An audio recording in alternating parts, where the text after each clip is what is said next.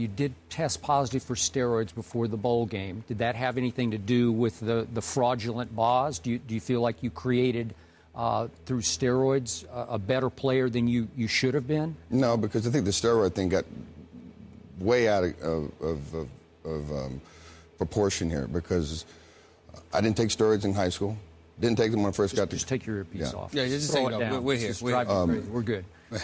Didn't take them in high school. Didn't take them in college until I got hurt, which was after the Penn State game.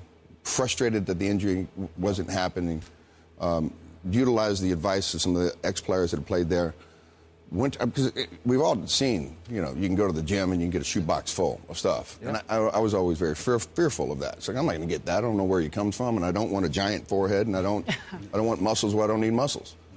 But I listened to what everybody else was doing. And if you remember back in those days, there was no rules about steroids. Switzer came to us at the beginning of that season during our spring, just after spring was over. And he had a team meeting. He said, I don't care who's on them. I don't want to know anything, but I'm going to tell you right now, they've implemented a rule. Everybody that's on them, get off. We're going to test everybody at the beginning of the season. They tested everybody at the end of the season, and I listened to everything Coach Switzer said, probably too much so, and absorbed all of it. So whatever he said, I did. Sometimes a little bit too far, but I did it. He tested us at the beginning of the season. We all passed. I wasn't concerned about it because I'd gotten off of him. Orange Bowl comes up. I'm sick. I'm in the infirmary. 3 days in there, food poisoning from going out to L.A. They came in and they demanded, a sample, and I gave them the best that I could, which was about that much of a concentrated level. And long story short, they tagged me for something. It actually wasn't what the doctor had given me. Oh, okay. Then we did a retest. He called me. Switzer called me right away. He said, I thought I told you to get off. I did get off. Well, if you're saying you got off, then I'm going to have you retested. He retested me in December, and I tested clean. And I said, so right there, are we going to fight? He goes, no, we're not going to fight. It's out of my hands. We're not playing for the national championship, and don't worry about it. But as a 20-year-old kid, it was a personal thing to me. I felt betrayed, and I picked the wrong stage to make my statement. You wore the T-shirt. I wore the T-shirt. National Communists Against Athletes. Yes, you did, and that caused a lot of trouble. Let me go back to the pro career just for a quick second, because before that Monday night game against the Oakland Raiders and Mr. Bo Jackson, you were talking about how you were personally going to sit there and you didn't use the word neutralize, but I'm using that. Obviously, the big play, Bo Jackson runs right over you. He rushed for 221 yards that game, if I remember correctly. That was his birthday. Yeah. I mean, it was a big-time game for him. Wasn't so much of a big-time game for you or the team because y'all lost, I think it was like 37-14 that night.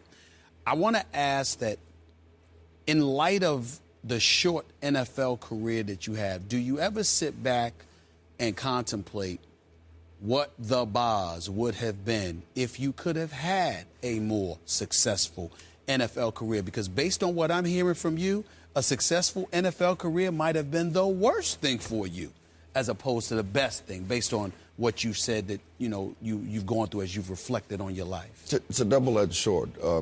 I was too full of pride, too full of myself, and so concerned about letting everybody down. I didn't want to let the Seattle Seahawks down. I didn't want to let the town of Seattle down. I didn't want to let my teammates down. I didn't want to let my fans down.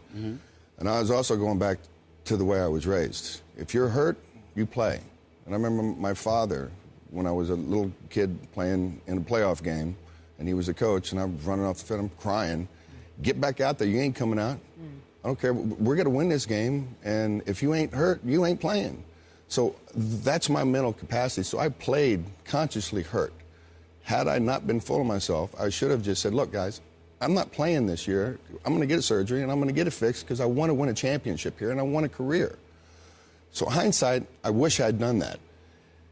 In retrospect, and the same question, had I done that, there's great probability that I would have all kinds of medical issues, concussions, and I can only imagine what Junior went through. I played at a very high level. I knew that at some point in time, I had played with 1 RPM, and that was in the red, full blast all the time. I tried to destroy everybody that I hit. I didn't know how to just throttle it down and say, I can just make a tackle and bring him down.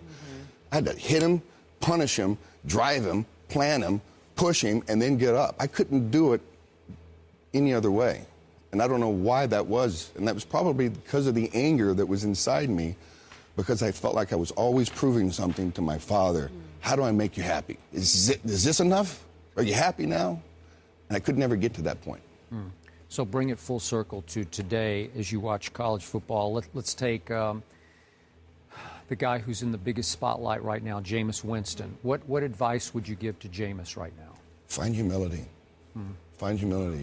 You got a God gift. You're the center target. Work on your character. Your game is good, but let's work on your character. Let's start planting positive seeds for the young players that are watching you so that they want to be like you and emulate the great things that you do, and stop making stupid mistakes. You got a moral compass in your heart. Everybody does. Every human does. And you know right from wrong. When you make a decision, I probably shouldn't have done that, but I got away with it. So the thrill of that is enticing. That's sin. He needs to figure out a way to correct his moral compass. And for me, and I don't like to get into this, but I'm going to do it anyway, the only way that you can correct your moral compass is Jesus is the one who can create and fix your navigational system. And he needs to find that if he didn't have it. Who is Brian Bosworth now, as we let you go? I'm a man at peace and love my place where I'm at right now. I've got a great relationship working on with my father, with my son. My daughter's a freshman at Oklahoma, so I'm enjoying being a father. Enjoying my life with my wife. Making another movie right now called Do You Believe? We're right in the middle of that right now, so it's another faith-based movie. I'm just blessed being where I'm at. I got a chance to start over, and this is my second chance, and I'm really enjoying it.